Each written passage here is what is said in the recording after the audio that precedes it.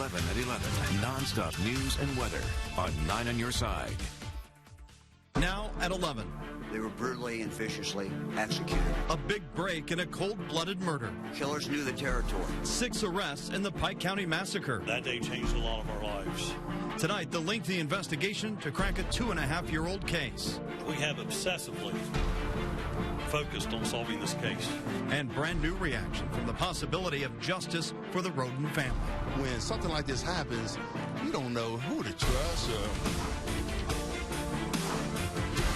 8 members of the Roden family shot and killed execution-style inside their home. The most complex murder investigation ever by the Ohio Attorney General's office. And tonight, more than 2 years later, we are finally getting answers. Attorney General Mike DeWine says these 4 people are responsible for killing the 8 family members. And these 2 others, both grandmothers, are accused of trying to cover up the crime.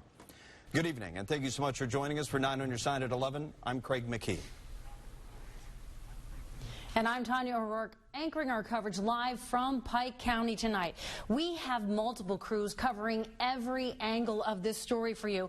First, though, let's talk about the arrests. 4 members of the Wagner family face numerous charges. That includes aggravated murder, the possibility of the death penalty for each there. They are George Billy Wagner III, his wife Angela Wagner, his son George Wagner IV, and his other son, Edward Jake Wagner. All 4 are in custody tonight. Now, investigators say Jake had a child with one of the victims, Hannah. It appears that likely did play a role in these murders. Now, these 2 women are family members of the Wagner family. They are Rita Newcomb and Frederica Wagner. They are charged with obstruction of justice. Newcomb is also accused of forgery. And tonight, we know one of the family members was arrested in Lexington, Kentucky. And this is what it looked like as 47-year-old Billy Wagner was taken into custody on Lexington's north side. From this video, it does appear that Wagner cooperated once he was caught just outside an equine hospital.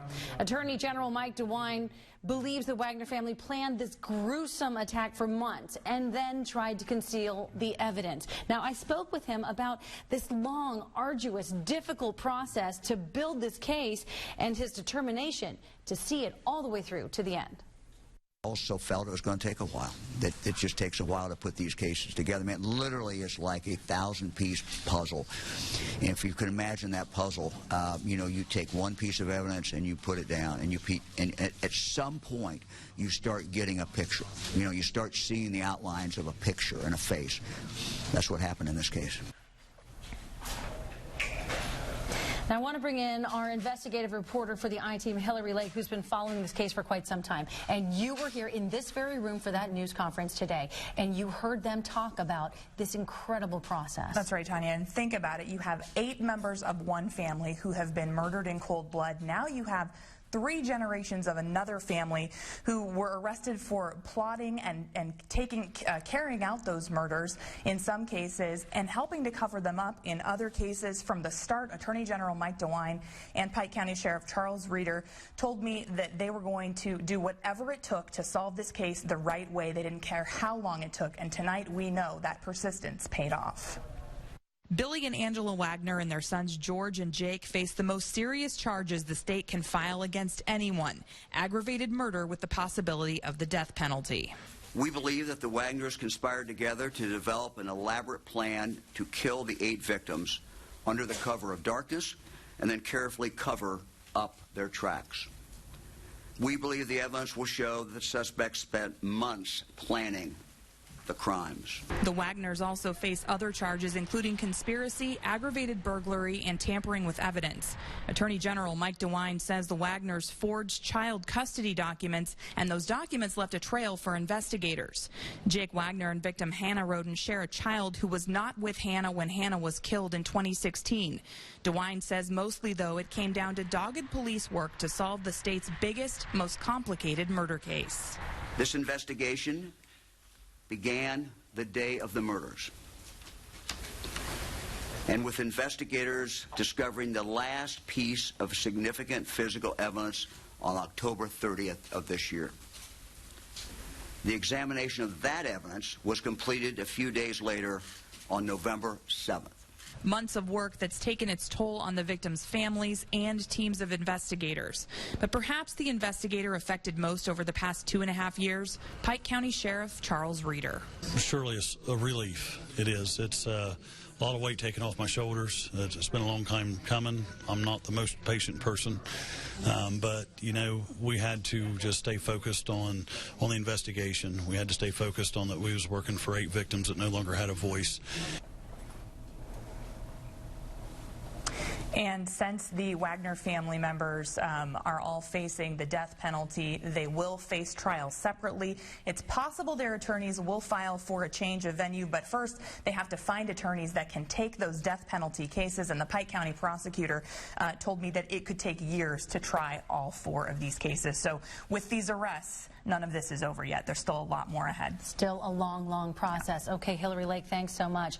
By the way, Attorney General Mike DeWine told us that it was a piece of evidence that they gathered on October 30th that was really the final straw for them, that final piece of key evidence that they needed to be able to arrest the Wagners. But for months and months now, we had been hearing, maybe even years, that they would talk about the Wagners to us off the record and stop just short of calling them people of interest. 9 on your side's Kristen Swilley joins us now from the newsroom to tell us more about this family, the Wagner family. Kristen?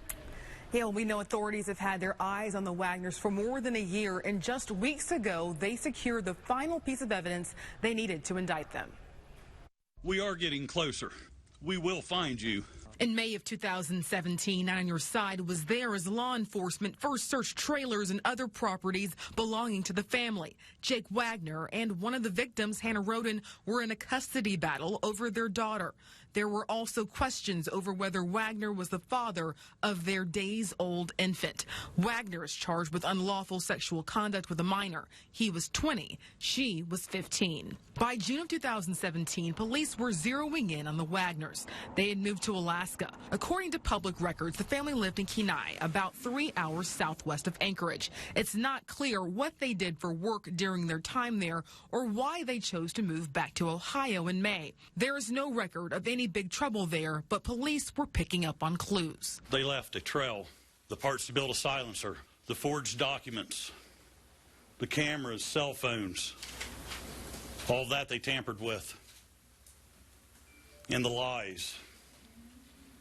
All the lies they told us. Authorities won't say what was the final piece of evidence that led to their arrest.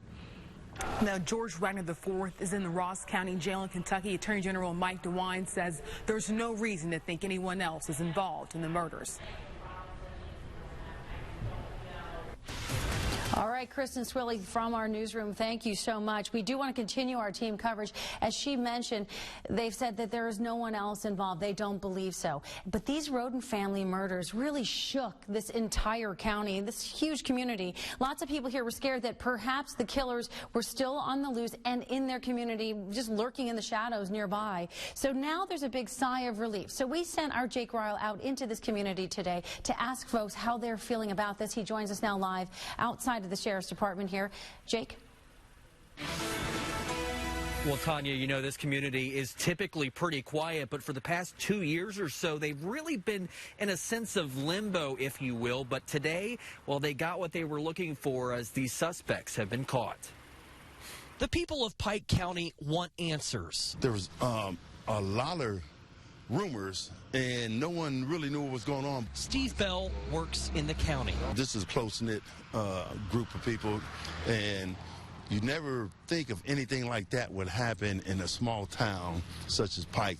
He says hearing the news is definitely a relief. Is a good start. I think it's great. Of course, we can never correct what's been done, but it would just be an absolute travesty if there was never justice. For more than 2 years, this rural community has gripped with unresolved questions. I think it creates tension in the community because, just like you said, you don't have any idea who did it. Is it the guy standing next to me? I mean, I often think about that when I go to the store. Who is that person in front of me in line? And you don't have any idea. So it's the same here, but you know that somebody pulled the trigger and committed this crime. The Attorney General's office shedding light on the investigation Tuesday, but some. It's been so long ago now, you know, going on 3 years, that it just we didn't think about it that much. Tuesday provided a few answers for their quiet community that someday soon they can return to a sense of normal. I hope it'll be that way, yeah. And you know it's not going to happen real quick. And here's the deal. We spoke with several dozen people off camera. Most of them, they didn't want to go on the record on camera talking about anything related to the Pike County shootings. They wanted to distance themselves away from that. But most everyone we did have a chance to speak to say that they are glad that the investigation has gotten to this point. Tanya. All right, Jake, absolutely. Thank you so much for that. And as you heard that man say, they're glad this is over, but it is so far from over. The investigative part, it may be over, but so much more to cover. And so we want to assure you we are going to be sticking with this story very closely. In fact, we will have many crews out here tomorrow for Good Morning Tri-State. You know that starts at 4:30, so please join us for that. And 9 on Your Side will closely watch this case as it continues to unfold. We will expect to have these 4 people, actually 6 people, in court in the coming days, and we will expect to be here for each and every one of those court appearances. We'll bring them to you. For now, though, we'll send it back to you in the studio tonight. Craig? All right, Tanya O'Rourke anchoring our coverage out in Pike County tonight. Still ahead, though, tragedy in California. New information just out about those wildfires and the obstacles firefighters faced just today. And later, making some progress, the update from the Allen family about their son Drew's battle less than 2 weeks after burying little Brody Allen. And still ahead, touch troubles with the new iPhone, the frustration so many people are having. John Matarese looks into the fix for you so you don't waste your money. Keep it here. You're watching 9 on Your Side at 11.